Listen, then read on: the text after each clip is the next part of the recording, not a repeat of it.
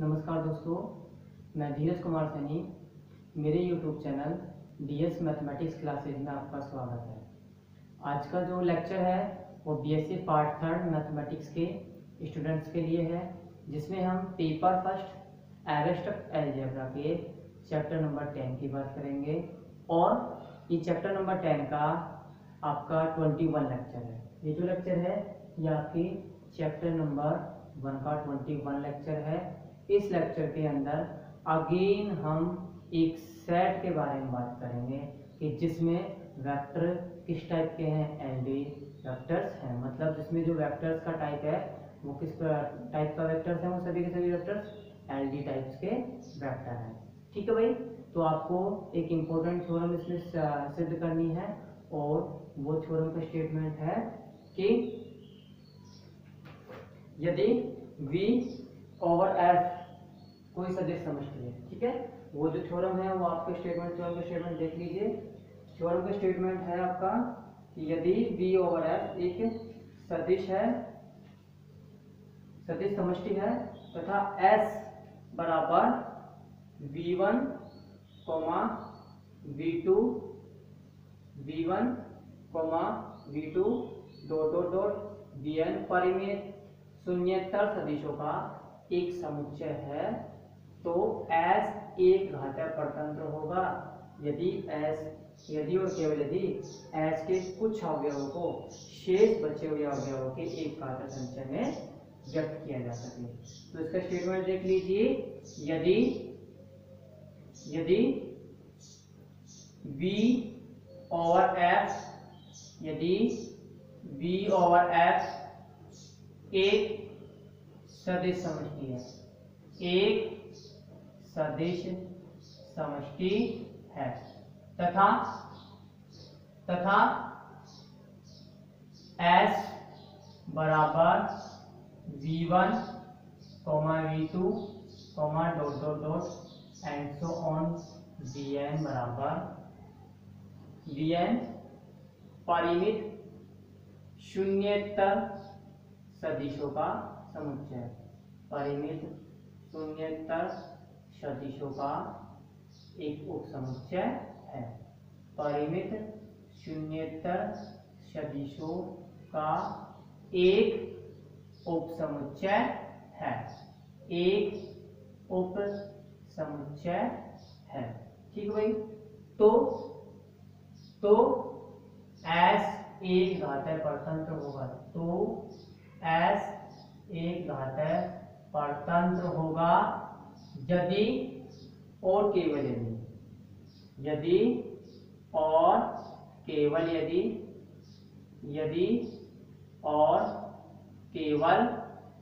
यदि S के कुछ अवयवों को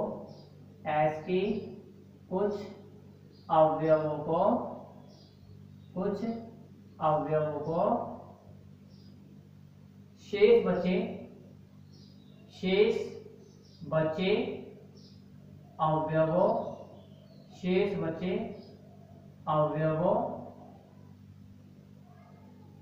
के एक घातीय संचय में व्यक्त किया जा सके, कि एक घातीय संचय में व्यक्त किया जा सके। ठीक है, एक घातीय संचय में व्यक्त किया जा सके। आप देखिए, यह आपको थ्योरम का स्टेटमेंट दिया गया है।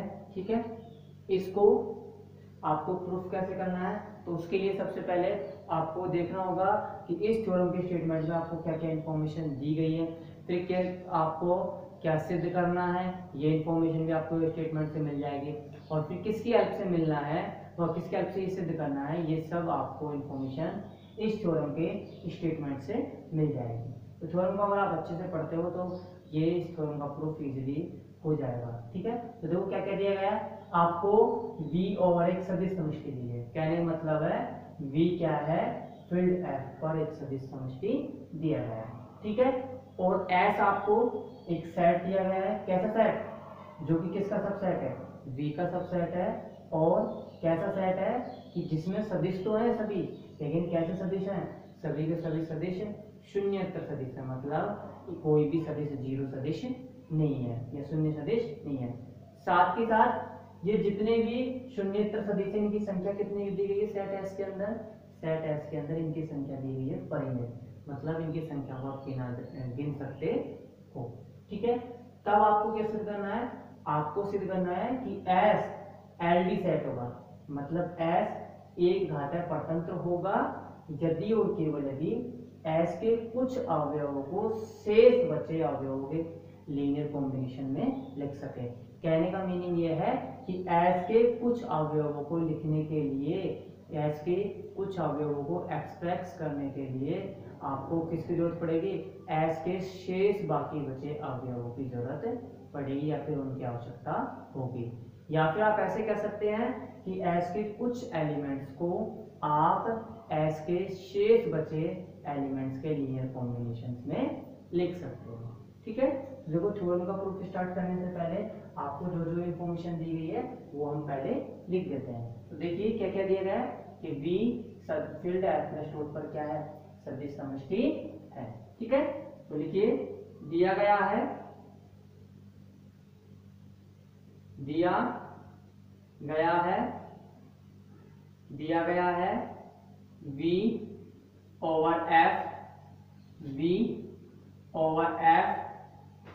फील्ड F प्लस डॉट पर एक सदिश समष्टि है, एक सदिश समष्टि है।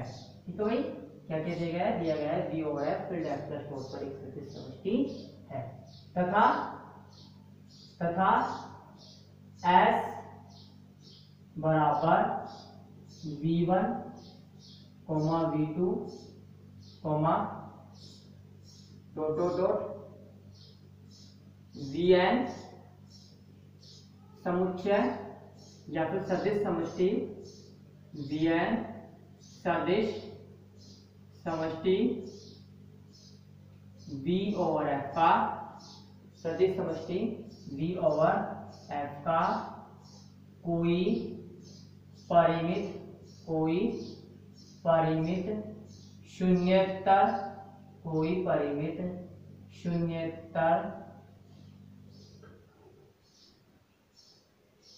सदिशों का समुच्चय है, कोई परिमित शून्येतर सदिशों का समुच्चय है, सदिशों का क्या है, समुच्चय है। ठीक है भाई, ये तो आपको इंफॉर्मेशन दी गई किसके अंदर, थ्योरम की स्टेटमेंट के अंदर। ठीक है, अब देखिए आपको क्या सिद्ध करना है, अब हमें सिद्ध करना है कि S एक एलडी सेट होगा यदि S के कुछ अवयवों को शेष अवयवों के लीनियर कॉम्बिनेशन में लिखा जा सके। ठीक है, तो क्या सिद्ध करना है, अब हमें सिद्ध करना है,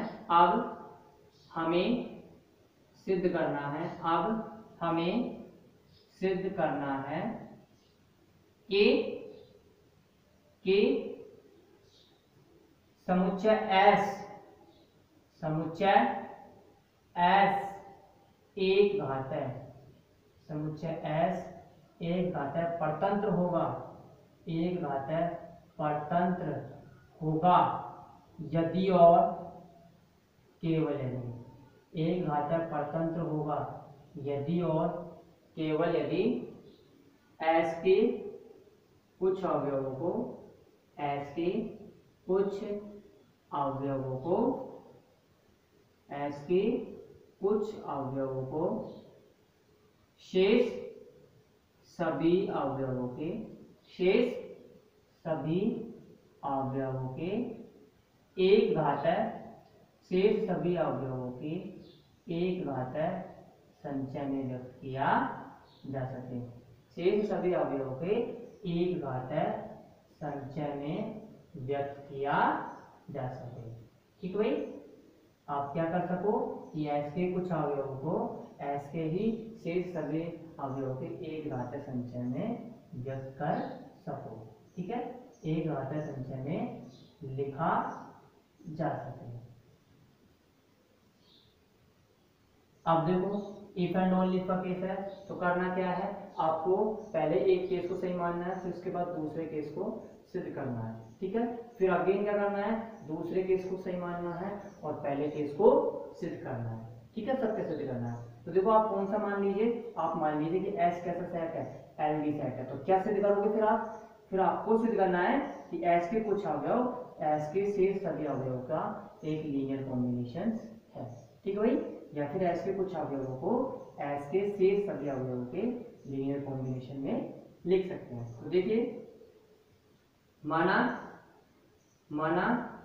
एस बराबर v1 v2 dot dot dot vn एक घात है परतंत्र समुच्चय, एक घात है परतंत्र समुच्चय है, एक घात है परतंत्र समुच्चय है, ठीक है भाई। आपने क्या मान लिया कि ये जो सेट है ऐसा कैसा सेट है, एक घात है परतंत्र समुच्चय है, ठीक है। अर्थात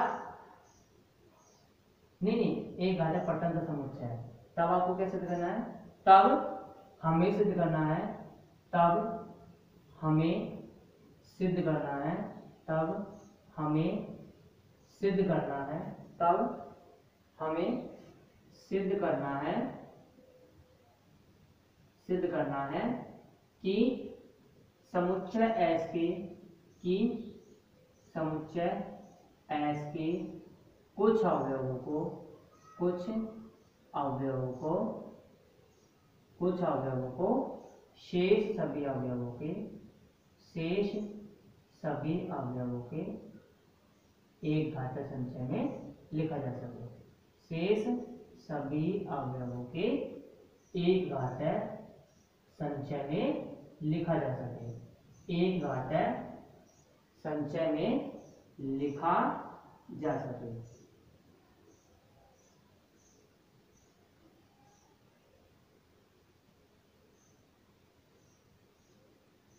अब देखो अब करना क्या है आपको, अब आपको मानना है कि एक्चुअली आपने मान लिया कि एस कैसा सेट है, एलडी सेट है, ठीक है। तो देखो चूंकि एस एलडी सेट है, चूंकि एस बराबर v1 v2 dot dot dot vn एक घात परतंत्र समुच्चय है, एक घात परतंत्र समुच्चय है, एक घात परतंत्र समुच्चय है। इसलिए आप क्या कह सकते हो कि सदिश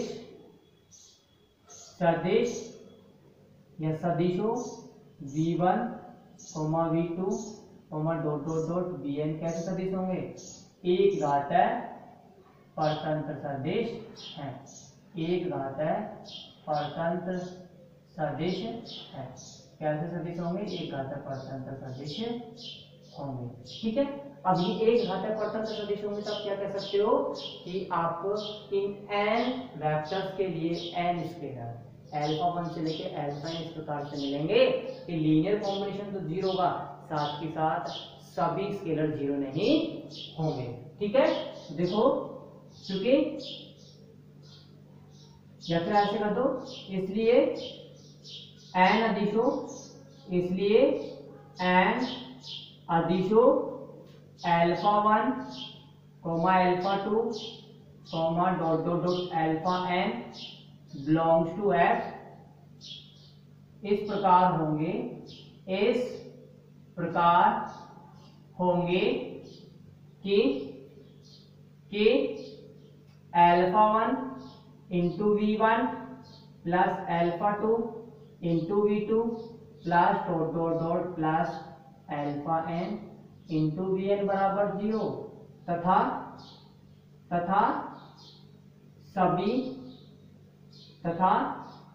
सभी आदिश alpha 1 alpha 2 dot dot dot alpha m belongs to f शून्य नहीं होंगे, शून्य नहीं होंगे।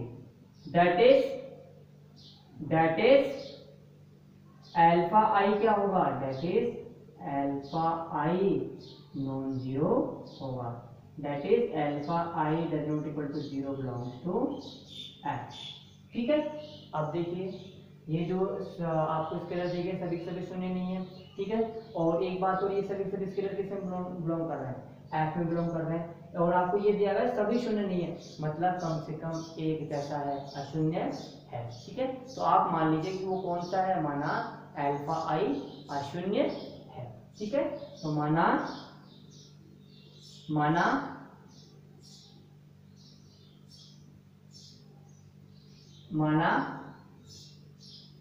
आदिश, या फिर आप ऐसे कर दो, माना आदिश alpha i belongs to f for 1 less than equal to i less than equal to n, शून्य नहीं है, शून्य नहीं है। ठीक हुई, क्या नहीं है, शून्य नहीं है। इसलिए अल्फा आई इनवर्स किसमें बिलोंग करेगा, एफ में। जब ये शून्य नहीं है तो इसका इनवर्स किसके अंदर होगा, इसी फील्ड के अंदर होगा। आपको पता है कि फील्ड के प्रत्येक नॉन जीरो एलिमेंट का मल्टीप्लिकेटिव इनवर्स किसके अंदर एग्जिस्ट होता है, अगेन फील्ड के अंदर एग्जिस्ट होता है। तो अल्फा आई इनवर्स किसके अंदर एग्जिस्ट होगा, एफ के अंदर। और ये किसके लिए अल्फा इनवर्स, ये है 1 less than equal to i less than equal to n के लिए। ठीक है, या फिर आप इसको इस प्रकार से भी लिख सकते हो, इसलिए alpha i inverse belongs to f such that alpha i into alpha i inverse बराबर 1 बराबर alpha i inverse into alpha i. किसके लिए, 1 less than equal to i less than equal to n के लिए। ठीक है, अब देखो चूंकि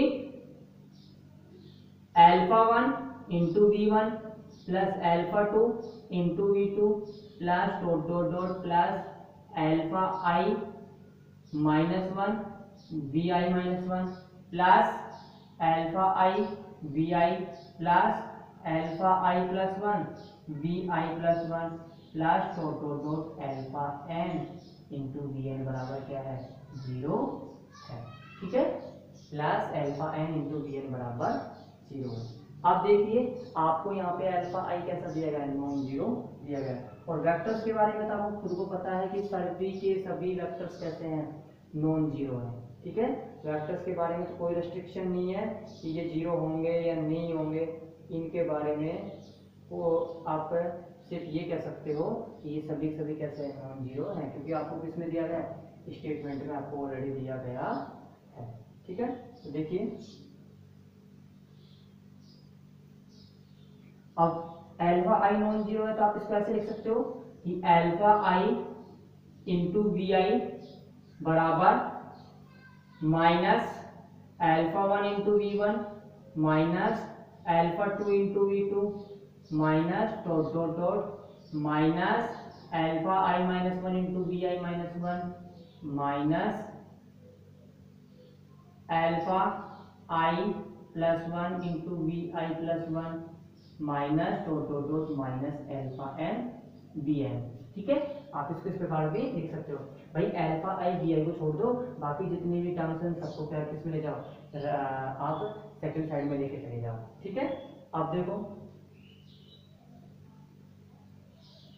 इसके बाद अब यहाँ पे जो माइनस है इसको आप क्या अगेन ब्रैकेट के रूप में भी लिख सकते हो, मतलब आप इस इक्वेशन को ऐसे भी लिख सकते हो, अल्फा आई बी आई बराबर minus alpha 1 into v 1 plus minus alpha 2 into v 2 plus dot dot dot plus minus alpha i minus 1 into v i minus 1 plus minus alpha i plus 1 minus alpha i plus 1 into v i plus 1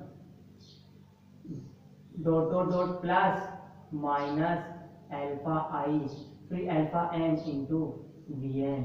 ठीक है, आप इसको इस प्रकार भी लिख सकते हो। अब आपको करना क्या है, आपको पूरी इक्वेशन को अल्फा आई इनवर्स से क्या करना है, मल्टीप्लाई करना है।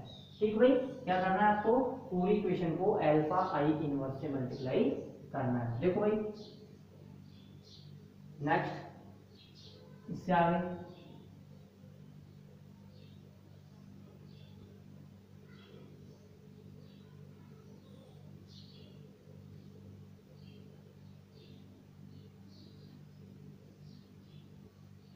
समीकरण के दोनों पक्षों को, समीकरण के दोनों पक्षों को alpha i inverse belongs to f से गुणा करने पर, बिलोंग्स टू एफ से गुणा करने पर, ठीक भाई, क्या आ जाएगा, अब देखो alpha i inverse into alpha i into v i बराबर alpha i inverse minus alpha one into v one, ठीक है, plus alpha i inverse minus alpha two into v two plus dot dot dot plus alpha i inverse minus alpha i minus one into v i minus one plus alpha i inverse minus alpha i plus one into v i plus one plus dot dot dot plus alpha i inverse minus alpha n into v n. ठीक है, आप इसको इस प्रकार भी लिख सकते हो। अब देखिए, आप जानते हैं कि alpha i inverse into alpha i तो कितना होता है, 1 होता है। ठीक है, ये तो क्या होता है 1, और 1 इंटू वी आई भी आपको पता है क्या होता है वी आई। ठीक है, 1 इंटू वी आई क्या हो गया वी आई। अब आप इसको क्या ऐसे लिख सकते हैं, आप alpha i inverse minus alpha 1 है, अल्फा इनवर्स माइनस अल्फा 2 है। कहने का मतलब है आई तो फिक्स है, यहाँ पे ये जो वैल्यूज है इन वैल्यूज को किसी भी इंडिसेस से रिप्रेजेंट कर सकते हैं। आपने किससे कर दिया रिप्रेजेंट, जैसे, और आपने मान लिया कि alpha i inverse minus alpha जे किसके बराबर है, बीटा जी के बराबर है। ठीक है, तो इसको तो आपने इसको तो मान लिया बीटा 1, इसको मान लिया बीटा 2, इसको beta i minus 1, beta i plus 1, और ये हो गया बीटा एन। ठीक है, तो देखो इसको आप ऐसे लिख सकते हो, beta 1 into v one plus beta 2 into v two plus dot dot dot plus beta i minus 1 into v i minus 1 plus beta i plus 1 into v i plus 1 plus dot dot dot plus beta n into v N.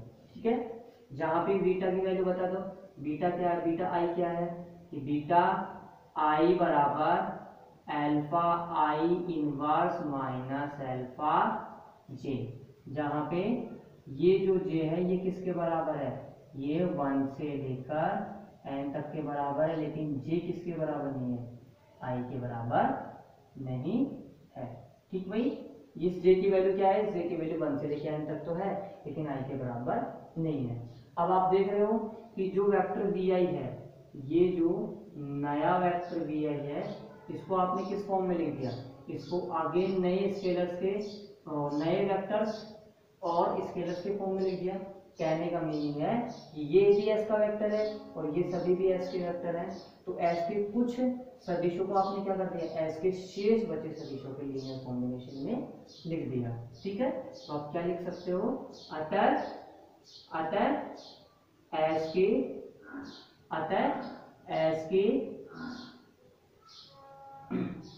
के कुछ सदिशों को, S के कुछ सदिशों को S के शेष सभी सदिशों के एक घातीय संचय में लिख सकते हैं।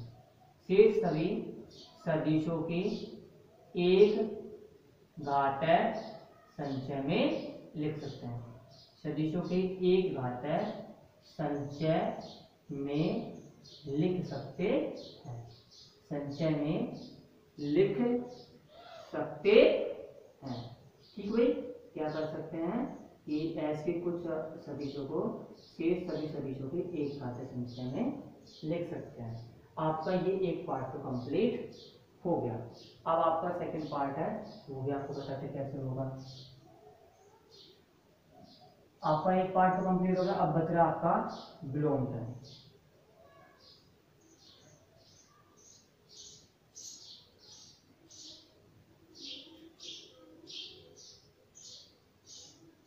बिलोंग टर्म देखिए, बिलोंग टर्म हो जाएगा आपका बिलोंग टर्म माना vi को v1 v2 dot dot dot vi minus 1 vi plus 1 dot dot dot vn के एक घातांक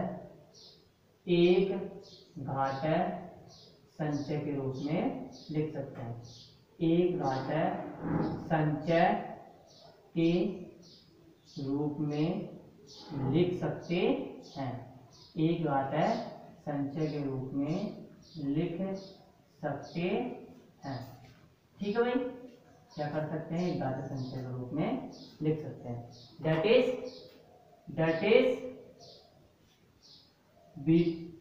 इज n माइनस 1 अदिश, दैट इज n माइनस 1 अदिश beta 1 sorry alpha 1 alpha 2 dot dot dot alpha i minus 1 alpha i plus 1 dot dot dot alpha n belongs to f। इस प्रकार है belongs to f। इस प्रकार होंगे कि v बराबर alpha 1 v1 plus alpha 2 v2 plus dot dot dot alpha i minus 1 vi minus 1 plus alpha i plus 1 vi plus 1 plus dot dot dot alpha n p n। ठीक है, आप देखिए, अब आप इस वेक्टर v को against side लेके जाइए। आप इस वेक्टर vi को आप अगेंस्ट साइड लेके जाओगे तो नेगेटिव हो जाएगा। तो आप इसको क्या लिख सकते हो, आप लिख सकते हो alpha 1 v1 plus alpha 2 v2 plus alpha i minus 1 vi minus 1 minus vi plus alpha i plus 1 vi plus 1 plus dot dot dot alpha n vn बराबर 0। ठीक है, अब देखो इस माइनस vi को क्या लिख सकते हो, माइनस 1 इंटू vi। ठीक है, अगली इक्वेशन में क्या लिख सकते हो, इस माइनस vi को माइनस 1 इंटू vi। ठीक है, क्या लिख सकते हो, माइनस 1 इंटू vi। तो इसको मैंने लिख दिया माइनस 1 इंटू vi। ठीक है, plus alpha i plus 1 vi plus 1 plus dot dot dot alpha n vn बराबर 0। ठीक है, अब देखो माइनस 1 को आप क्या मान सकते हो, अल्फा i, और ये किसके बराबर नहीं है, 0 के बराबर नहीं है, क्योंकि माइनस 1 बराबर alpha i does not equal to 0। ठीक है, डज नॉट इक्वल टू 0, और ये किसको बिलोंग कर रहा है, फील्ड एफ को बिलोंग करेगा। ये किसको बिलोंग करेगा, फील्ड एफ को बिलोंग करेगा। ठीक है, तो आपने क्या मान लिया कि इस माइनस 1 को क्या मान लिया, अल्फा i मान लिया। इस माइनस 1 को अल्फा i मान लिया तो आप क्या लिख सकते हो कि alpha 1 v1 plus alpha 2 v2 plus dot dot dot alpha i minus 1 vi minus 1 plus alpha i vi plus alpha n vn बराबर 0। ठीक है, जहां सभी अदिश शून्य नहीं है, जहां सभी अदिश alpha 1 alpha 2 alpha i alpha n शून्य नहीं है।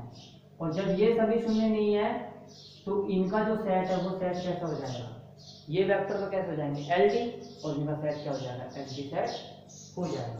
ठीक है, आप क्या कह सकते हो, अतः सदिश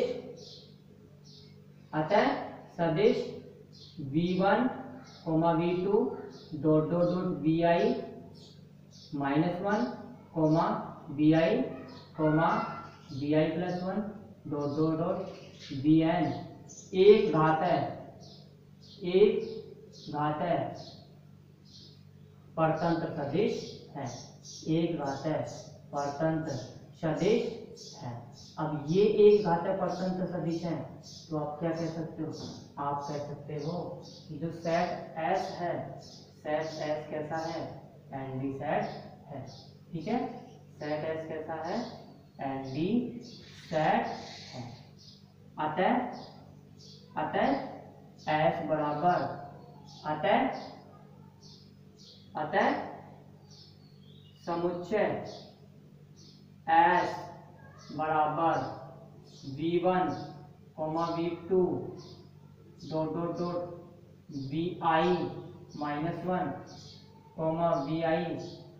vi plus 1 dot dot dot vn एक घात है परतंत्र समुच्चय है, एक घात है परतंत्र समुच्चय है, एक घात है परतंत्र समुच्चय है। ठीक है भाई, कैसे समुच्चय होगा, एक घात है परतंत्र समुच्चय होगा, यही आपको क्या करना था, सिद्ध करना था। आज का जो लेक्चर है वो यही कंप्लीट होता हुआ, नेक्स्ट लेक्चर में हम वेक्टर्स के जो भी टाइप्स थे एलडी वेक्टर और एलआई वेक्टर, इनसे रिलेटेड कुछ एग्जांपल्स और क्वेश्चंस करेंगे। तो ये सब तो नेक्स्ट लेक्चर का है, आज का लेक्चर यही कंप्लीट है। और अगर वीडियो अगर आपको अच्छी लगे तो लाइक करें, सब्सक्राइब करें, उस चैनल को लाइक करें, शेयर करें और चैनल को सब्सक्राइब जरूर करें।